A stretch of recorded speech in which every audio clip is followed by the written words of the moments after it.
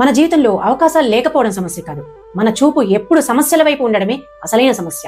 ఒకసారి ఆలోచించండి, ఎప్పుడు చీకటి వైపే చూస్తూ ఉంటే వెలుగు ఎలా కనిపిస్తుంది? ఎప్పుడు ఓటమిని గుర్తు చేసుకుంటూ ఉంటే విజయం ఎలా కనిపిస్తుంది? ఎప్పుడు మన బలహీనతని గుర్తు చేసుకుంటే మన బలం ఎలా కనిపిస్తుంది? మనము ఏ ఆలోచనలకి ఎక్కువ ఆహారం పెడతామో అదే మన జీవితంలో పెరుగుతుంది.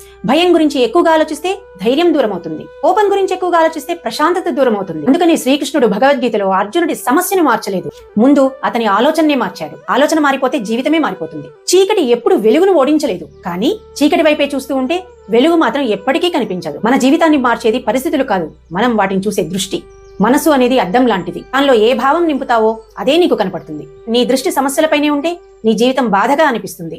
అదే అవకాశాలపై ఉంటే ప్రతి సమస్య కూడా కొత్త దారిని చూపిస్తుంది. గెలిచిన వాళ్లకు సమస్యలు లేక కాదు, కానీ వాళ్లకు సమస్యల కంటే వారి లక్ష్యాన్ని ఎక్కువగా చూసే దృష్టి ఉంటుంది. అందుకని మీ దృష్టి ఎక్కడ ఉంటే మీ జీవితం అక్కడికే వెళ్తుంది.